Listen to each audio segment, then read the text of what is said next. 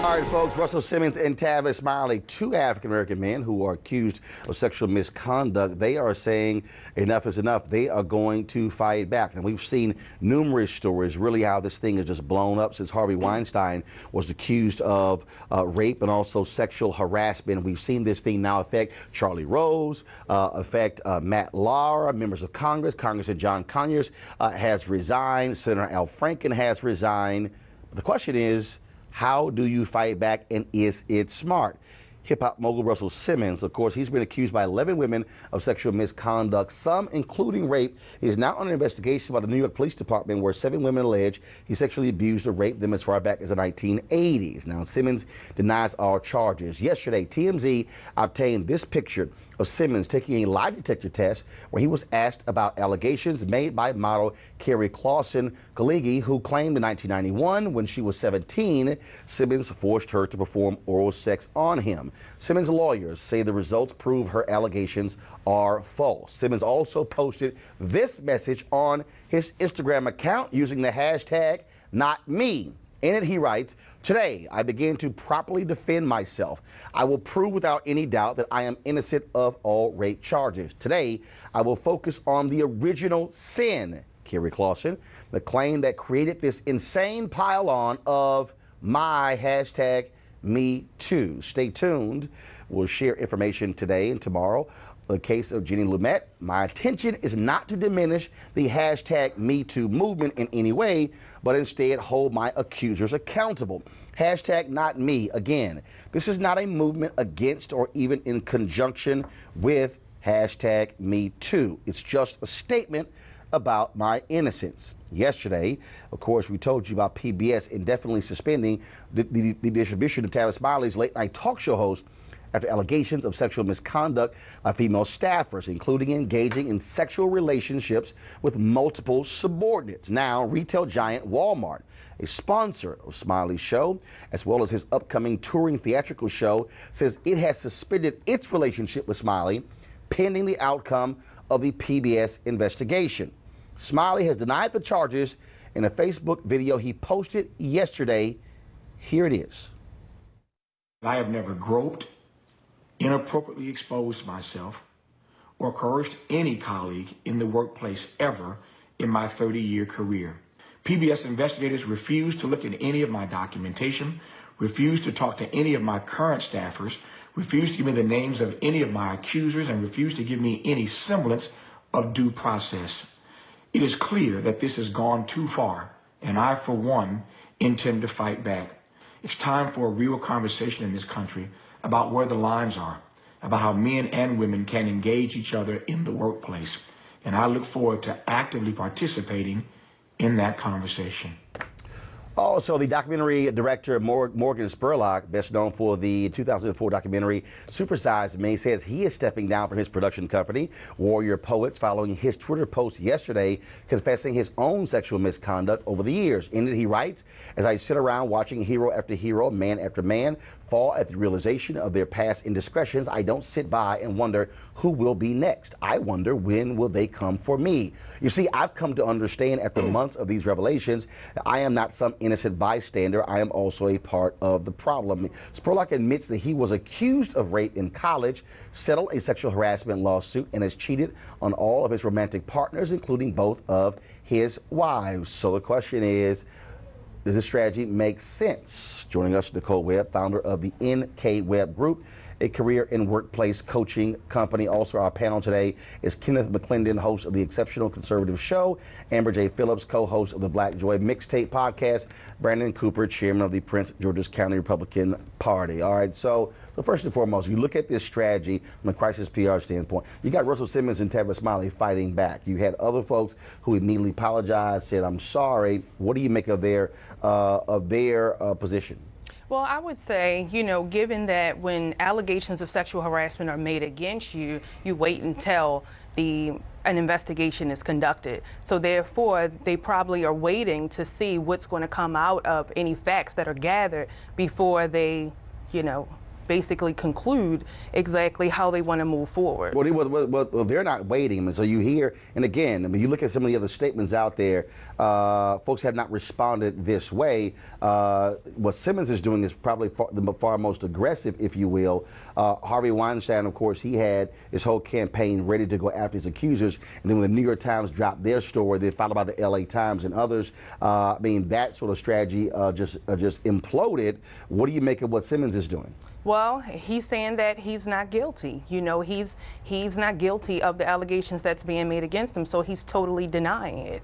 And if that's the way that he feels, and you know that's what he's going to move forward with, then just have to wait until the facts surface. Let's go to our panel here. What do you make again of Tavis Smiley and Russell Simmons, but also even Morgan Spurlock just doing a preemptive strike? I think also Alex Baldwin early on had talked about in his own career how he has treated women in the workplace. He didn't admit to any sexual misconduct, but he did talk about how he's treated folks. Yeah, I mean, I think it's the dominoes are falling. Like you said, it started with Harvey Weinstein. Even before that, Bill O'Reilly this year. We're seeing a lot of people fall from Hollywood and in political circles. But I think, you know, Tavis Smiley, or not Tavis Smiley, Russell Simmons, you said, is one of the more aggressive ones.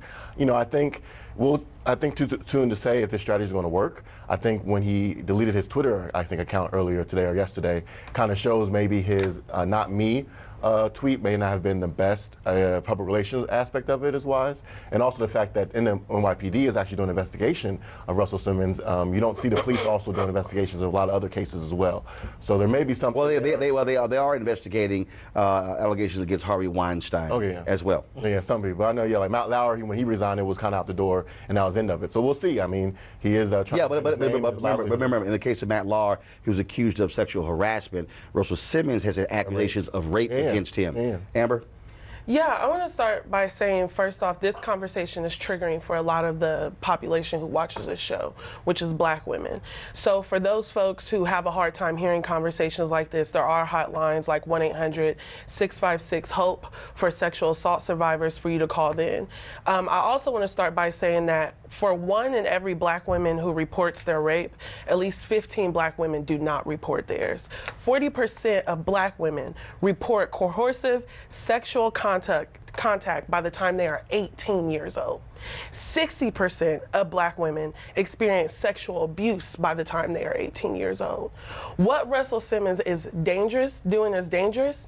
And last week when I tried to talk about rape culture, which is a cultural practice that, yes, everyone does participate in, and it's a norm we commonly engage in together as a society that excuses sexual assault and sexual harassment.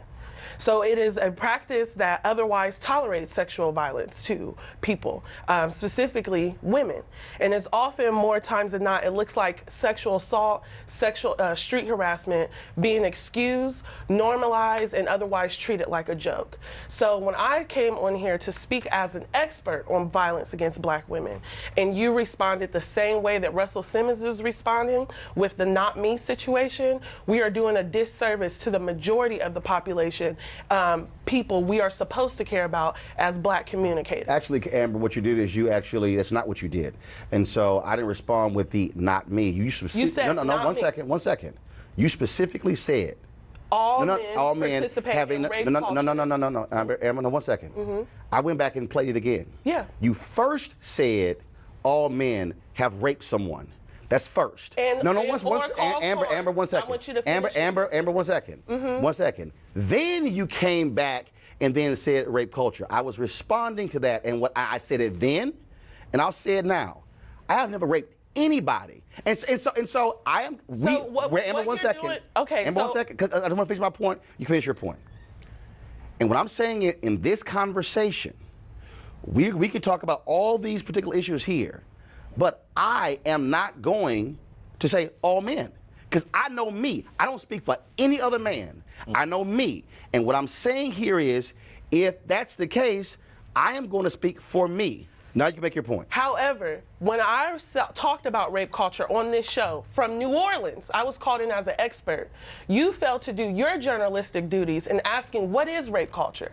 Instead, you actually responded with not only not me, but you responded with saying that you only slept with 9 women, as if that has anything to do with this topic. No. And here's why I said that. You were unprepared to have a conversation. No, I was prepared. No, you weren't. You were unprepared to have a conversation about rape culture. And you failed to ask more questions. And I might also add that because of how you responded to me, because of you yelling at me, I have not stopped receiving death threats, people calling me out my name, people treating me like crap online and off because of, wait a second, because of how you responded. Amber, I responded. And even Malcolm X, which I'm sure is a person you look up to, when he found out about sexual assault in the Nation of Islam and Elijah Muhammad's behavior, he spoke out against his leadership. Your peers are people like Russell Simmons and Tavis Smiley, and you are not doing enough to use this platform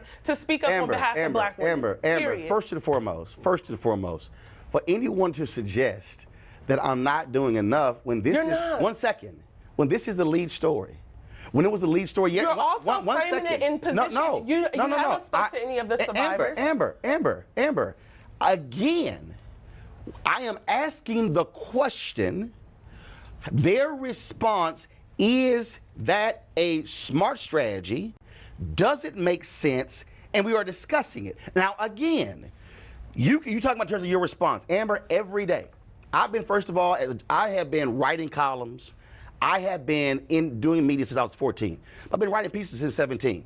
I've gotten death threats. I've gotten criticism. I've gotten folks attacking me since 17. So the reality is not the Amber. Here's my point. So the reality is when you're in media, whether you come on as a political commentator or you're a journalist. I should just accept it? What I'm saying is people calling for my rape. No, Amber. What I'm saying is, people out there are going to respond. You got crazy folks. You got sane folks. Right That's now what we you're have. deflecting. No, I'm not. You are. I'm speaking to what I'm saying. And what I'm saying right is here. Right now the conversation I am not going. No, Amber. Is about rape culture. Amber, and black men's participation. We're having the conversation, but you want to turn into journalistic, saying, "Well, you didn't do your job." You did. The fact of the matter is here. We are having this conversation. About how many women you've had sex with is not a stat. Amber. No, Amber. Here's why I said that. Because the fact of the matter is, if I am speaking specifically about the sexual relationships that I have had, which I didn't ask you about. Okay. And additionally, you do have to also ask, wait a second, you have to go back and ask people. This is a problem with rape culture and why people don't know a lot about it. It's not a matter of, there's a difference of perspective. And until most men go back and say, have I caused you harm? Has there been any situation in which you had sex with me where you didn't want to, or you felt pressure to have sex?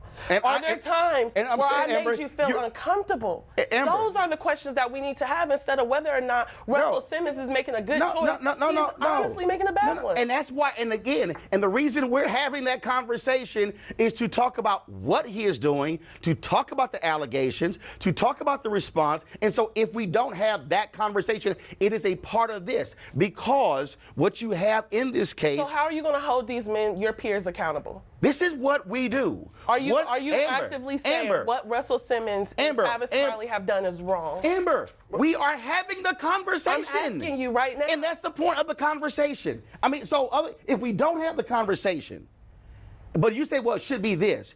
We've had this as the lead every day. We've had multiple phases of the conversation, not just one. Kenneth, your response.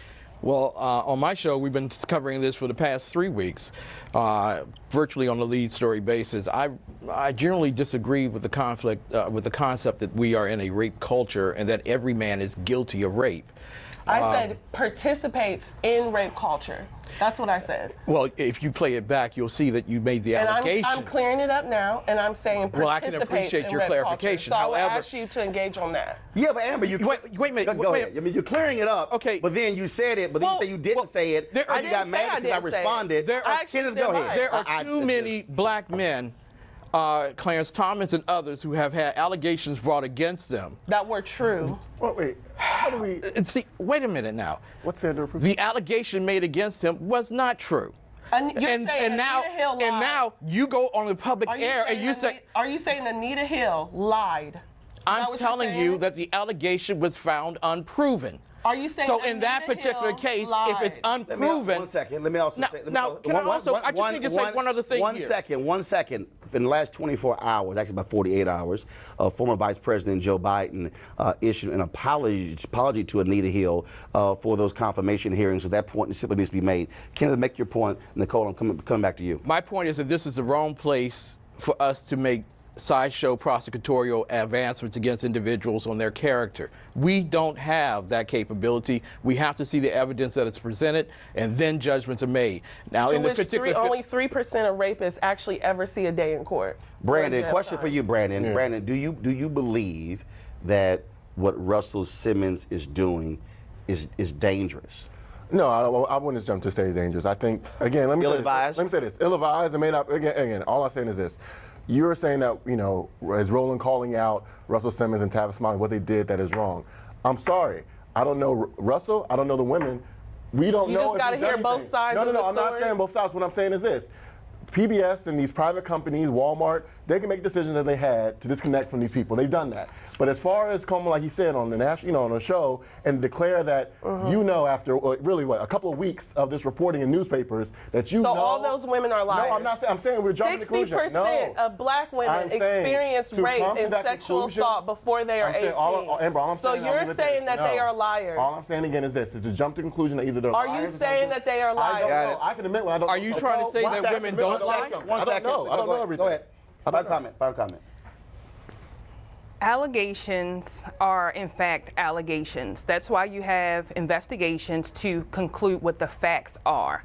The facts will determine whether or not the allegations are substantiated or unsubstantiated. We have to be mindful of drawing conclusions based on allegations. Smart HR professionals, investigators, they are going to do thorough investigations. They're going to hear the side of the complainant as well as the alleged harasser to determine exactly what the facts are to draw a final conclusion. All right, thank you very much. I appreciate it. Weekdays on TV One. I will never lie to you. Oh my God. Roland Martin. He doesn't want to talk to us. He wants to ignore us. Uncensored. Hell no. That ain't gonna cut it, boo. Unapologetic. No, that is fundamentally false. You are wrong. Unfiltered. He wants an America where we all look alike. He ain't talking about black people. Unrelenting. You better go work out, because you got a fight on your hands. NewsOne Now with Roland Martin. Weekdays at 7 a.m. on TV One.